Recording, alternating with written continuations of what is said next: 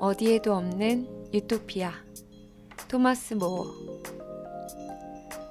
지난 학기 딸아이가 대학 수업 교재로 사용했던 책들 중 유토피아가 있는 걸 보고 그전부터 읽고 싶었던 책이라 집어들었습니다. 깨끗한 양장본이라 읽기에 좋았습니다. 딸이 읽으면서 밑줄을 긋고 설명도 곁들여 놓아서 더 애착이 갔습니다. 이 책은 토마스 모어가 신성 로마 제국 황제 카를로스를 만나기 위해 플랑드르로 가는 길에 만난 포르투갈 선원 라파엘 히슬로 다에우스와 나눈 이야기를 적은 것입니다. 라파엘은 정치를 국왕의 노예가 되는 굴종이라 생각해 키케로가 정의한 자유처럼 자신이 좋아하는 대로 살기를 원합니다. 정치적 소신은 뚜렷하여 도둑질한 이들을 교수형에 처하는 것을 반대하였습니다. 과도한 처벌은 범죄를 막는 데 효과적이지 않다는 것입니다.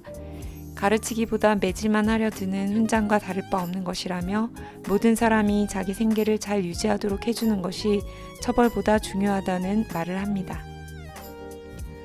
라파엘은 사유지선이 없는 유토피아에서 5년간 살다가 그곳에 대해 알리기 위해 떠나왔다고 말합니다. 그의 이야기에 흥미가 생긴 모어는 그 나라의 지형부터 강, 도시, 사람들, 관습, 제도, 법과 같이 궁금한 것들에 대해 차례로 설명해 줄 것을 요구하고 그 뒷부분은 라파엘의 유토피아에 대한 묘사와 설명으로 채워집니다. 54개의 도시가 언어와 관습, 제도, 법이 모두 같으며 시골에서 2년씩 농사를 짓고 10년에 한 번씩은 추첨으로 집을 바꿔 사는 등 사실 자유롭게 노력하여 얻는 것이 아니고 주어진 대로 열심히 사는 삶입니다. 오늘날 사회주의나 공산주의와 닮았다고 볼 수 있습니다. 30가구당 1명의 관리가 선출되며 그들 10명 중 관리인 1명이 있어 그들이 모여 원수를 선출하고 그가 폭군이 아닌 이상 종신 유지토록 합니다.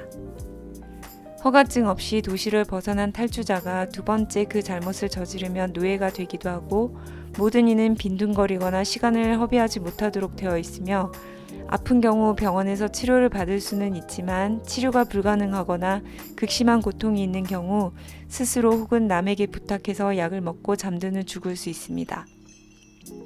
하지만 아픈 경우가 아니고 그냥 자살한 경우에는 매장이나 화장을 하지 않고 늪지에 버린다고 합니다. 혼전 성교를 한 경우 큰 벌을 받지만 신랑과 신부는 나체로 선을 보이고 간통하면 이혼, 2번 하면 사형입니다. 여성의 군 복무나 참전을 장려하고 전쟁을 싫어하지만 용병을 사서 싸움을 승리로 이끌고자 합니다.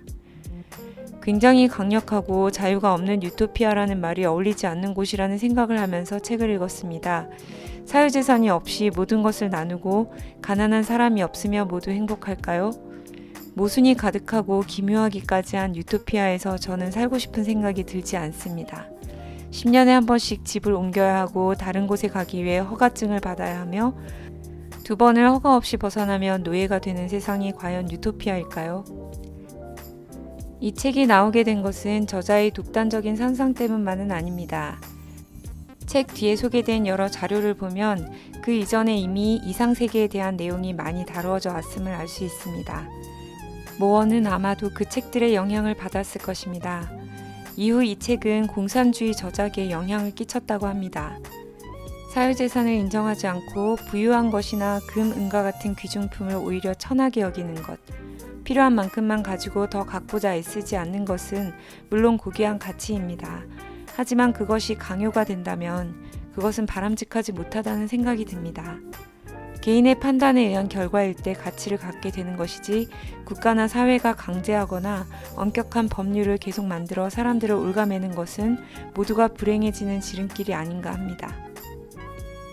수많은 모순점과 억지에도 불구하고 이 책이 지니는 가치는 아마도 당시 불합리했던 나라 안팎의 사정 때문일 것입니다.